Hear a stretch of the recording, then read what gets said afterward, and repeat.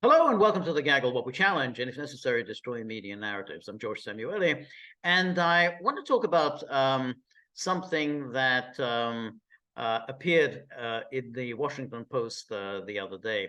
There was a story about a new pressure group within the Republican Party, and the goal of this group is to coerce Republicans into supporting Ukraine.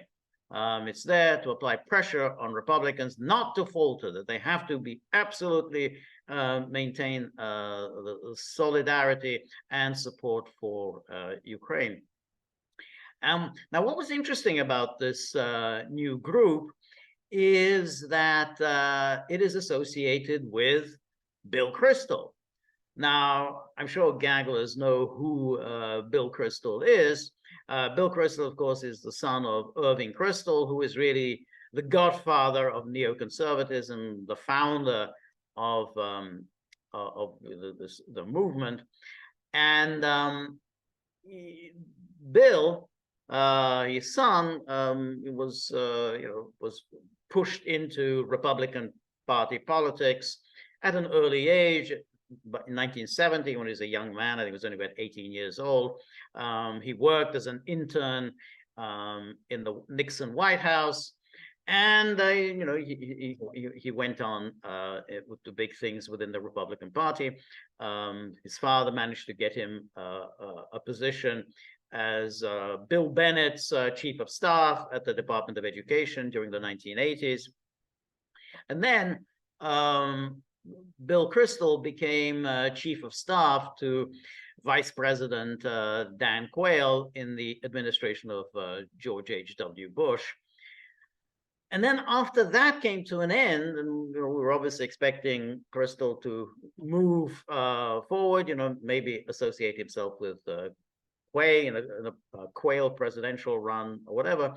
But instead, Bill began launching into various strange groups, strange organizations, magazines, the goal of all of which was to pressure the United States to go to war.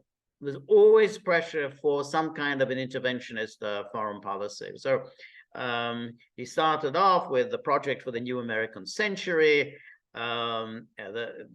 which of course distinguished itself during the 1990s by constantly lobbying for an invasion of Iraq.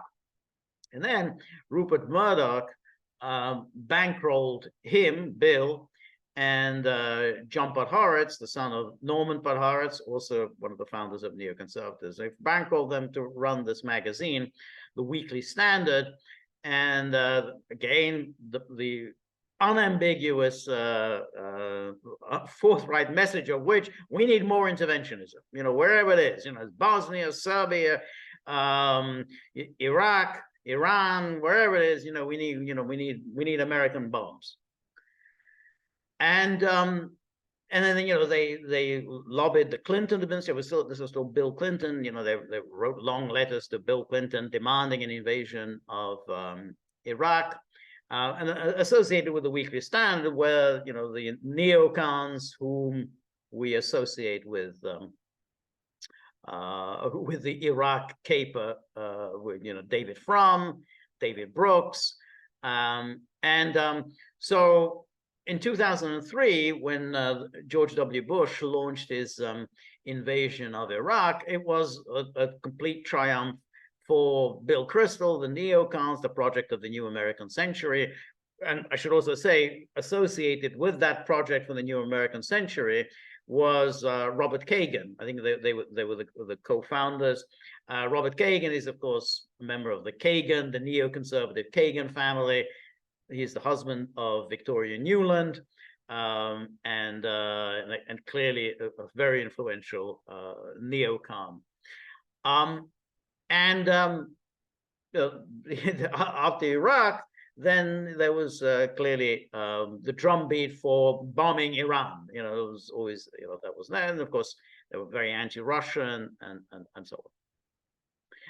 And yeah, clearly, Bill Kristol made a lot of money on all these organizations, on this magazine and everything. And then, naturally he supported John McCain in 2000, and then of course John McCain again in 2008, because who else would espouse that kind of absolute fanatical interventionism but John McCain? But what happened then was that the Republican Party turned against the Iraq War.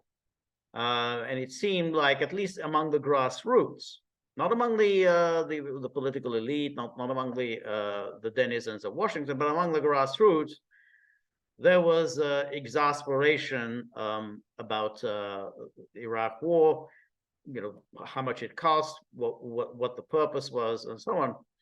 And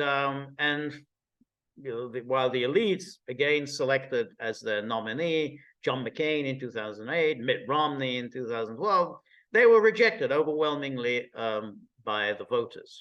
They just didn't want that neoconservatism. But Kristol has never gone back on any of his views.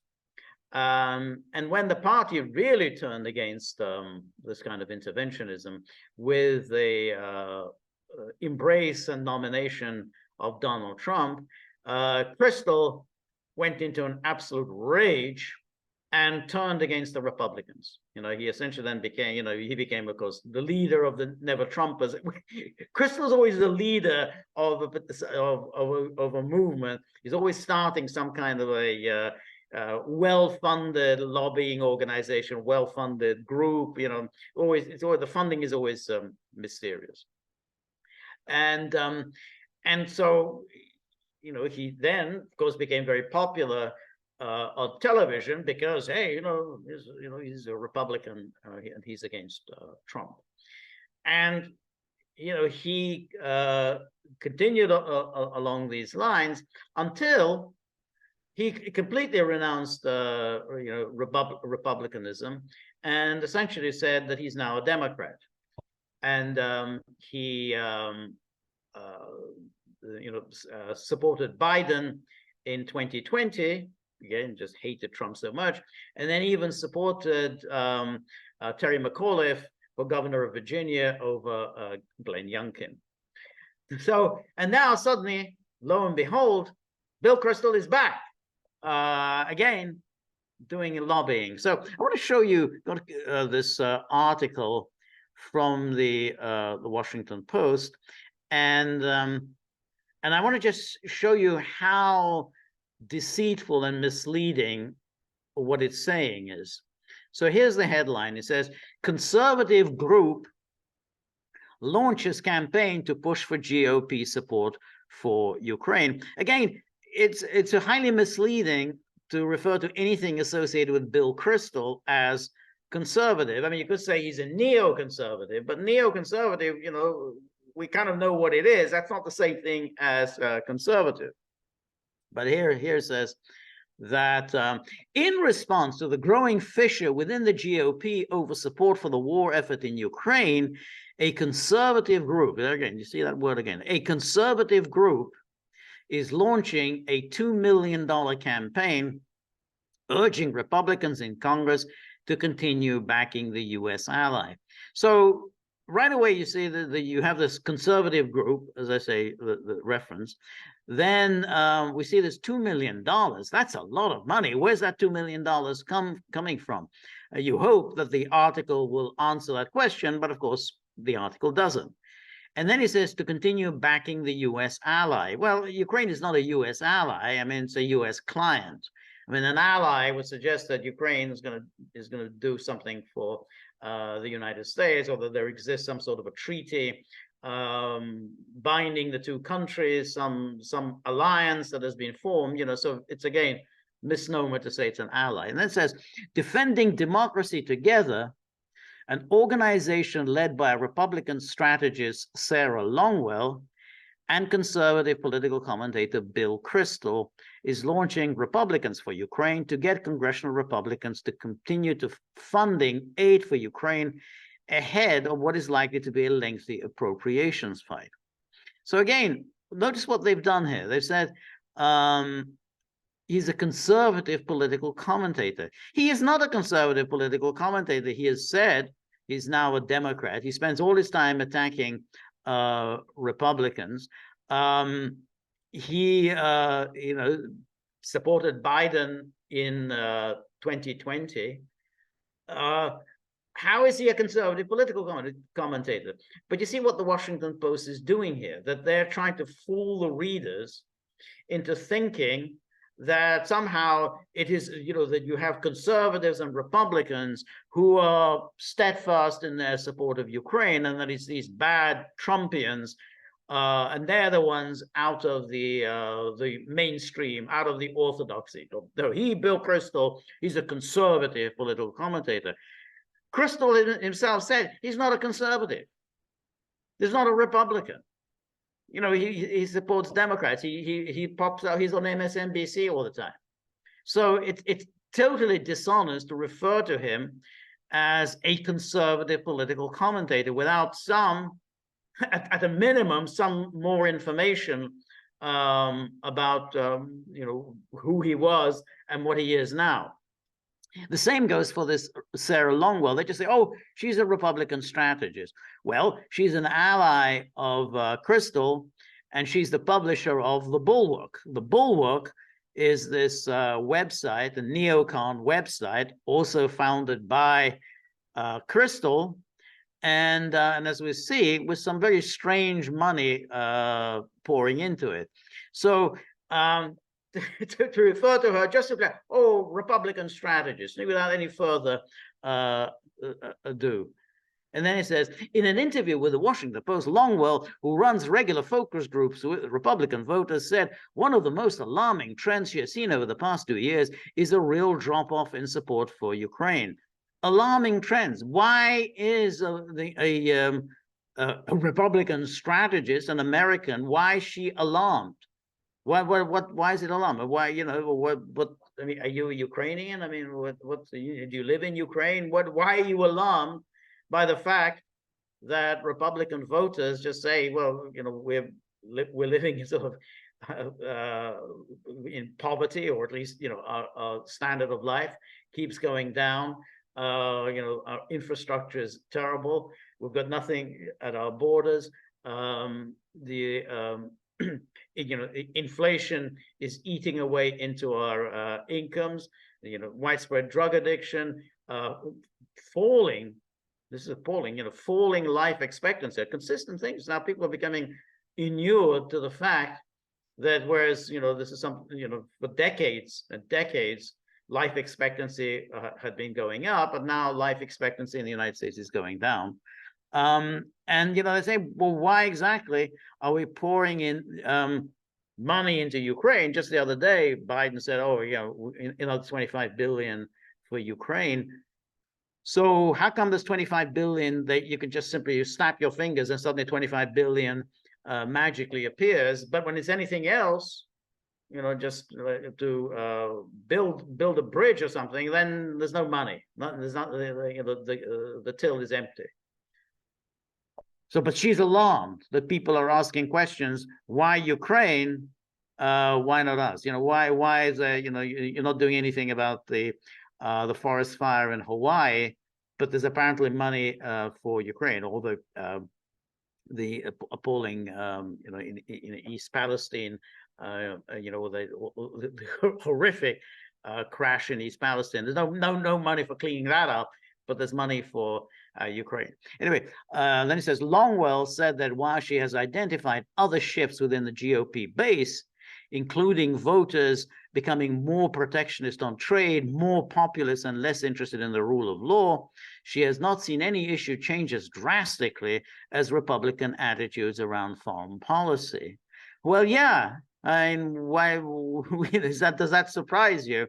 That Americans should primarily be concerned with what's good for Americans and not be concerned with what's good for Ukrainians. And they just, they don't even know where Ukraine is or what Ukraine is.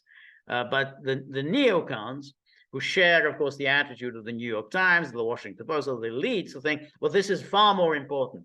What happens, in East Palestine is of no importance, but what goes on in Ukraine is much, much more important.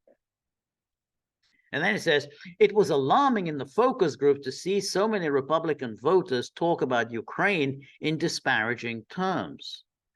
But we also knew, running focus groups, that there were plenty of people who still kind of had the belief that we should be supporting Ukraine, that it was important to stand up against the invading forces. This dynamic, she said, sparked the idea for the campaign to highlight Republican voices who still prioritize defending democracy. Who are these Republican voices who prioritize defending democracies? I mean, they just, these are invented creatures.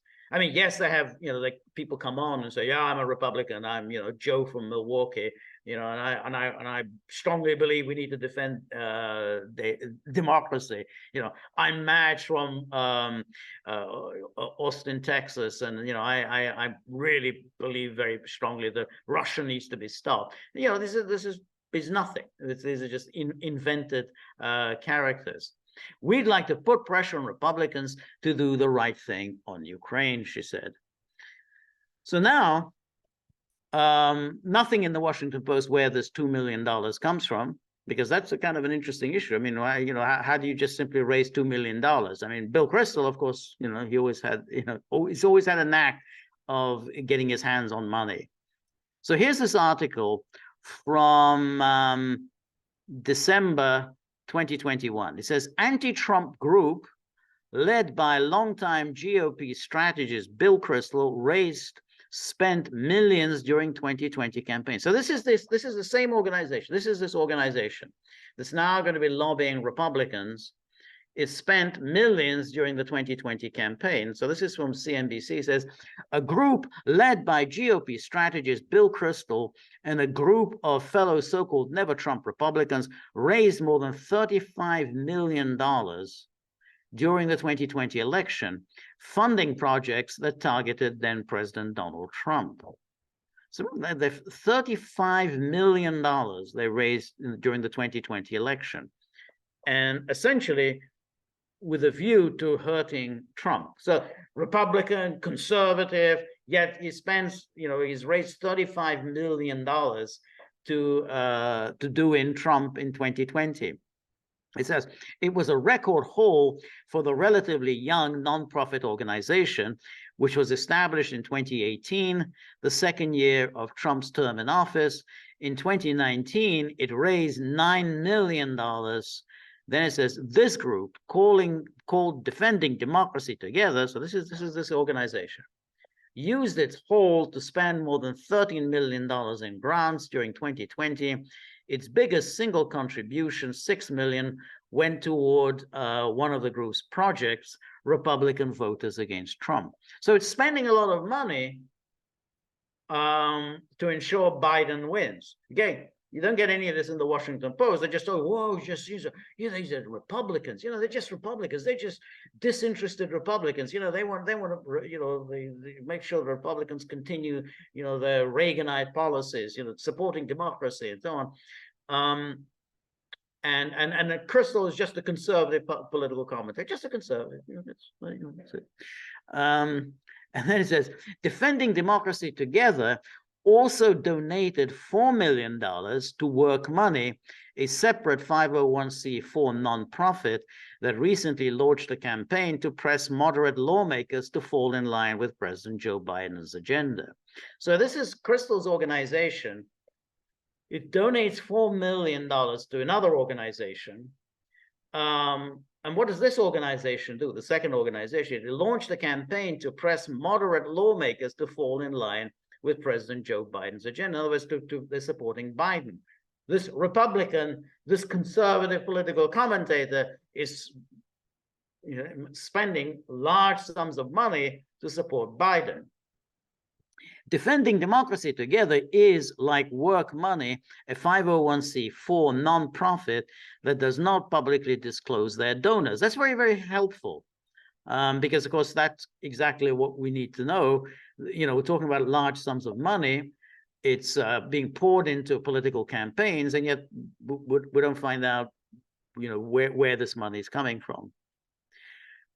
Its 990 disclosure form shows 2 anonymous donations, each worth over $10 million. Then says one of those donations came from 1630 Fund, a dark money fund that often backs democratic-leaning causes. So now, Defending Democracy Together, it says it received 2 anonymous donations, each worth over $10 million.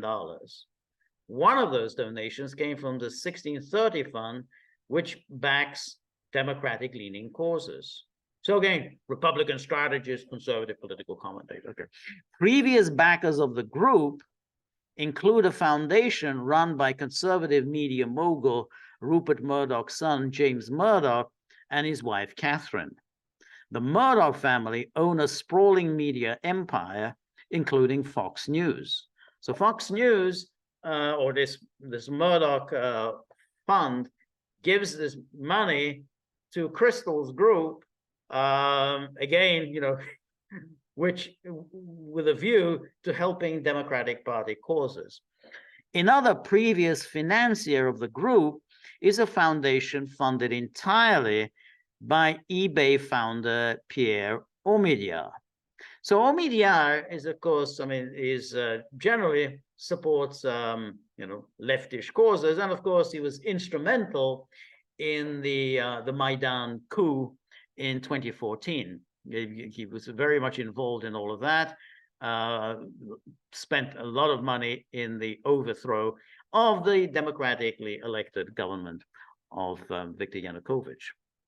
And then he says, this quadrivium, this is this fund run by the Murdochs. So quadrivium has continued to help many of the groups they originally planned to finance, including Defending Democracy Together, a 501c4 organization led by Republican Bill Kristol. And then the group has crafted, this is the Kristol group. This is the one that we're talking about, this Ukraine.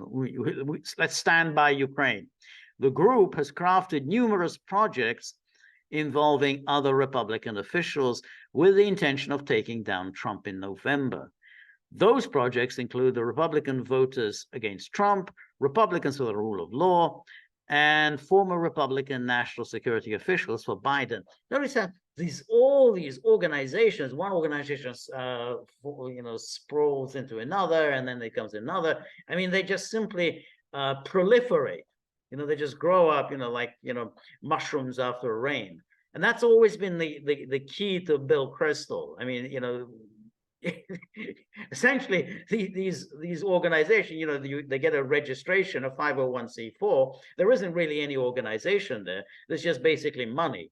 It's a way of raising money, and then he plows that money into his various projects. And they all have these names: Republicans this, Republicans with rule of law. That's how he operates. And then we have a tweet from Bill Kristol from February 2020. So this is very early stage of the 2020 election. Not presumably forever, not perhaps for a day after November the 3rd, 2020, not on every issue or in every way until then, but for the time being, one has to say, we are all Democrats now. So there he is, he's saying February 2020, he's saying, we are all Democrats now.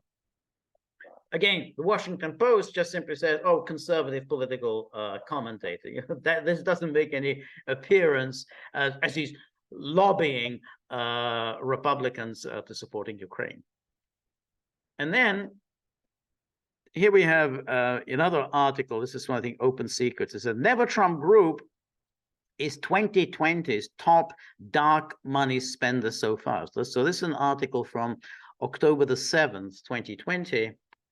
And it says, Defending Democracy Together has spent $11.5 million on independent expenditures opposing Trump or backing Democratic nominee Joe Biden. And then it says it's the top spending dark money group of the 2020 election cycle so far. And it says, through its project, Republican Voters Against Trump, the nonprofit runs an onslaught of unconventional ads featuring Republicans who plan to vote against Trump in November. So it's very similar to this Republicans for Ukraine. They just have these anonymous figures, you know, Carl from Dayton, Ohio, who says, "Oh yeah, I gotta, you know, I can't take Trump. You know, I really hate Trump. You know, I used to like him, but now I can't take him."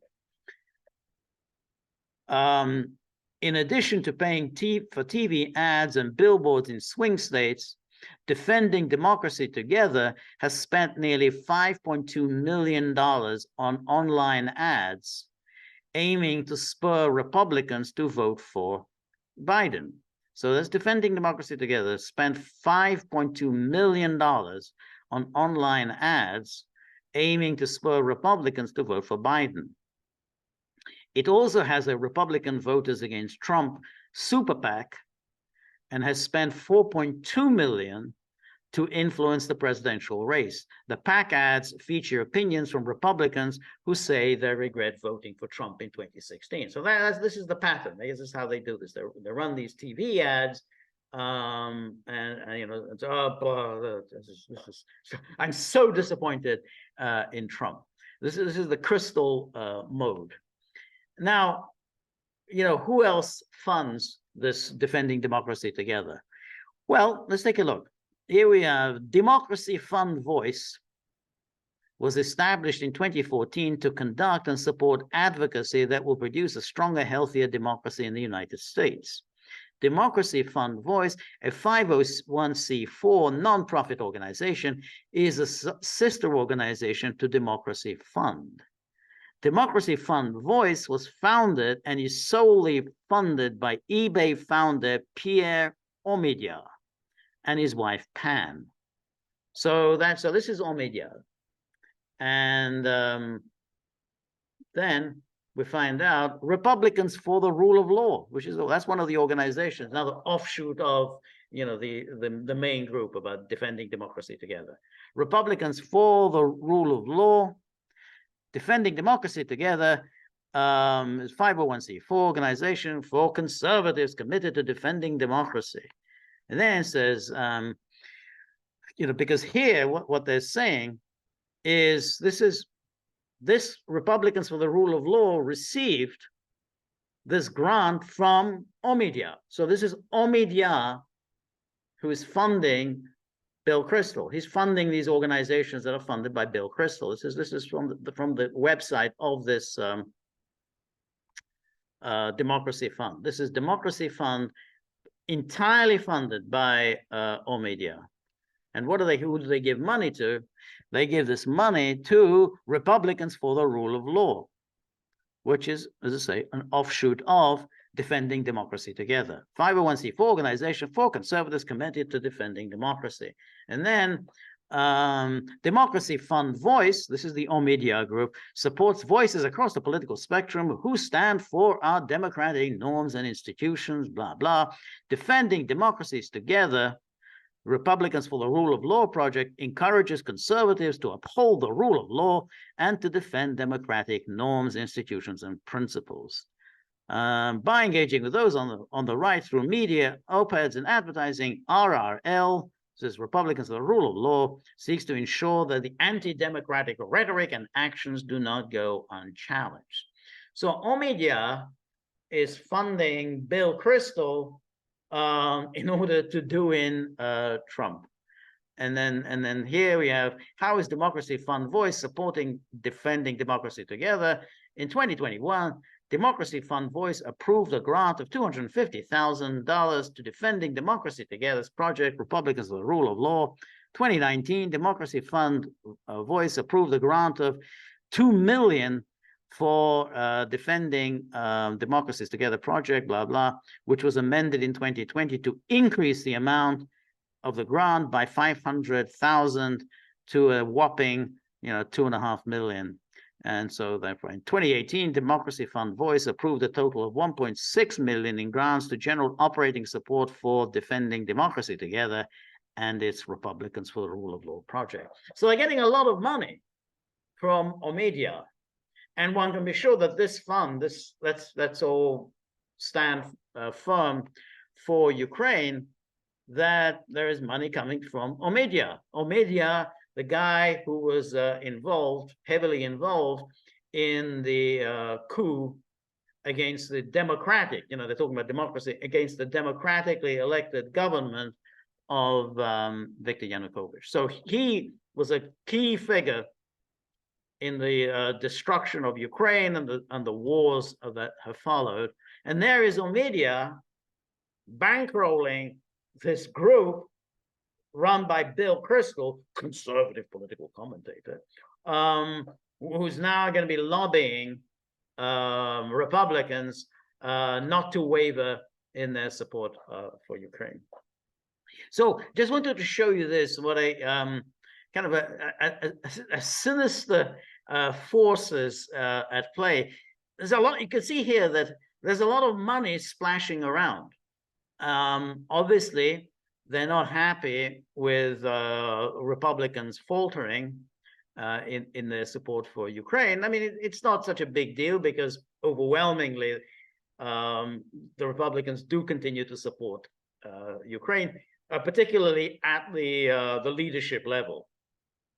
In the Senate, almost all Republicans in the Senate stand firmly behind sending inordinate amounts to Ukraine. It's a little different in the House Republican caucus, but nonetheless, given that you got 100% Democrats are ready to stand by Ukraine, then even if it's 40–50% of Republicans that say enough already, we've spent too much on Ukraine already, there's still going to be more than enough votes to get any spending package through. However, the Kristol and his donors, his mega bucks bankrollers, they're trying to get ahead of the curve, and they want to make sure that all such talk of cutting off aid for Ukraine is silenced immediately. And of course, they will try to sabotage the political careers of any Republicans who object to Ukraine. I mean, then that's obviously where this is going. They will campaign against Matt Gaetz or Marjorie Taylor Greene or any or J.D. Vance or any of the Republicans who are associated with a kind of Ukraine skeptical position. So a lot of money splashing around for, I think, nefarious purposes, and I think promoting war, and that's what Bill Kristol has devoted his entire career towards. Iraq, Iran, Yugoslavia, whatever it is, Bill Kristol is always promoting a war. He's doing it now, promoting war in Ukraine, and he, of course, would like it to escalate. He, of course, is a sunshine patriot because he did not go and serve in Vietnam. He was still of an age when he could have done so. He didn't go and serve in Vietnam, so he will always make sure that he avoids conflict. But he's still pushing all his agenda, well-financed agenda as he always was. So anyway, that's America at the moment, and Bill Kristol is ubiquitous, and his poisonous influence remains unabated. Anyway, that's my video. Thank you very much for joining me. And remember, if you like the gaggle, please like, share, and subscribe. See you soon.